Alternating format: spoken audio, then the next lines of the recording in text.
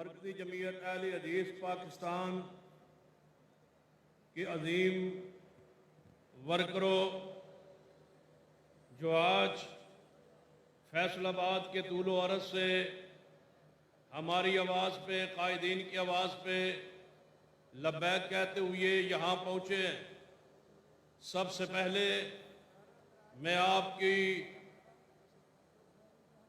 عظمت کو سلام پیش کرتا ہوں اور ساتھ ہی یہ پیغام دینا چاہوں گا کہ جب تک یہ جلسہ اپنے اختتام کو نہیں پہنچتا اور پی ڈی ایم کے سربراہ مولانا فضل الرحمان صاحب کا خطاب مکمل نہیں ہوتا، آج اپنے جم کے اور مضبوط انداز میں اپنی جماعت کے نظم کا مظاہرہ کرتے ہوئے مہمانوں کے خطابات کی تکمیل تک کوئی ورکر مرکزی جمعیت اہل حدیث پاکستان کا اپنی جگہ نہیں چھوڑے گا۔ اور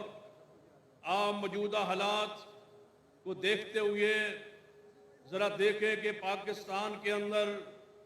اس وقت اسلامی شاعر کا کس قدر نقصان کیا جا رہا ہے، مساجد پر، مدارس پر پابندی لگائی جا رہی ہے اور اس پر سرکاری قبضہ کرنے کی کوشش کی جا رہی ہے۔ آج ہم یہاں کیوں آئے، ایک ایک ورکر کو یہاں بلایا کیوں ہے، آواز کیوں دی ہے؟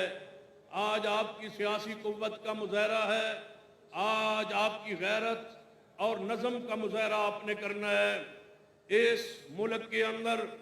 اسلامی حدود کو پامال کیا جا رہا ہے، والدین اور اولاد کو لڑایا جا رہا ہے۔ اگر کوئی والد اپنی اولاد کو ڈانٹے گا تو اس والد کے خلاف ایف آئی آر درج ہوگی۔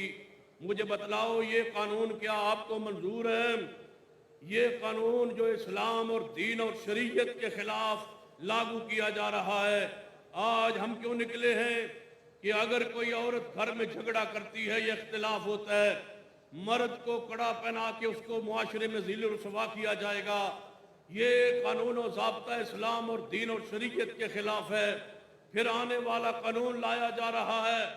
کہ کوئی غیر مسلم اس کو اسلام کی دعوت نہیں دی جا سکتی جب تک کہ وہ اس کی عمر 18 سال کو نہ ہو جائے، جبکہ صریح حدیث کا اور قرآنی آیات کا انکار کیا جا رہا ہے کہ نبی رحمت صلی اللہ علیہ وسلم نے صحیح البخاری میں حدیث موجود ہے، آپ نے بچے یہودی کو اسلام کی دعوت دے کر قیامت تک اس مسئلے کو سنت بنا دیا تھا کہ ہر عمر کے شخص تعلق رکھنے والے شخص کو اسلام کی دعوت دی جا سکتی ہے۔ اسلامی شاعر کو مٹانے کی کوشش کی جا رہی ہے، مرزائیت قادیانیت کو کلیدی عہدوں پر بٹھانے کی سازش ہو رہی ہے۔ آج بھی اقوام متحدہ کے اندر جس کو مندوب بنا کے بھیجا جا رہا ہے اس کا تعلق بھی قادیانیت کے ساتھ ہے۔ انشاءاللہ ہم آج اس میدان میں آ کے یہ ثابت کرنے کی کوشش کریں گے کہ ہم تمہارے غیر اسلامی روایات کو تسلیم نہیں کرتے، اور انشاءاللہ پوری جرات کے ساتھ